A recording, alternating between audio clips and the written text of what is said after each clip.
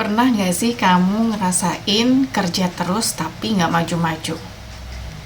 Mungkin kamu lagi terjebak di money matrix, sistem halus yang bikin kamu ngerasa jadi budak uang tanpa kamu sadari. Apa sih money matrix? Bismillah, Assalamualaikum warahmatullahi wabarakatuh. Selamat datang di Cuan Demik. Kamu kerja keras setiap hari, tapi begitu dapat gaji hanya numpang lewat. Artinya kamu lagi kejebak di money matrix. Kerja, gajian, habis, kerja lagi, dan seperti itu berulang. Beli sesuatu biar kelihatan sukses, sampai lupa hidup karena harus cari uang terus. Dan yang paling serem, kita tuh diajari untuk selalu harus terus cari uang. Kalau nggak bisa cari uang, dianggap gagal. Kalau nggak kerja, dianggap gagal. Padahal yang kaya itu bukan yang banyak uang, tapi yang bebas waktu. Istilah money matrix adalah metafora untuk sistem yang membuat orang terus bekerja hanya untuk bertahan hidup. Kerja dari pagi sampai malam tapi hanya cukup untuk membayar tagihan. Mengajarkan bahwa kerja keras itu sama dengan kaya. Padahal banyak orang yang kerja keras tapi hidupnya selalu pas-pasan. Membentuk pola yang konsumtif.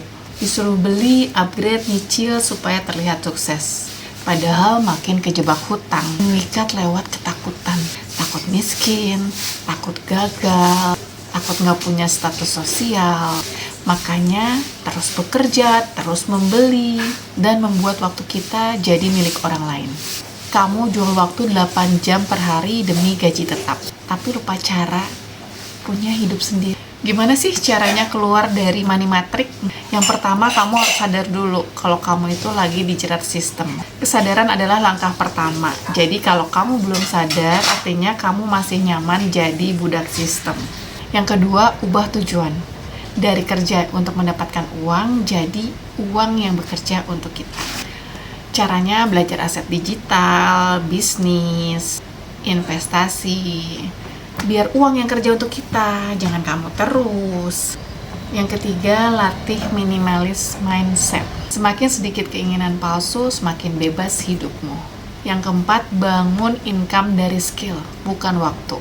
Contoh, jualan produk digital, ngonten, edukasi, apapun yang bisa dijual berkali-kali tanpa kamu harus hadir terus. Dan yang kelima nih, keluar dari lingkungan sosial yang bikin kamu boros dan stuck. Kadang yang bikin kita boros itu adalah circle yang toksik, kompetisi pamer, dan gaya hidup yang konsumtif. Jadi sekarang kamu tahu money matrix kan? Money matrix bukan soal uangnya, tapi soal cara kita berpikir, mana caranya bisa mengejar uang terus tanpa merasa cukup. Jadi ingat ya, yang merdeka itu bukan yang punya uang paling banyak, tapi yang punya sedikit tapi merasa cukup.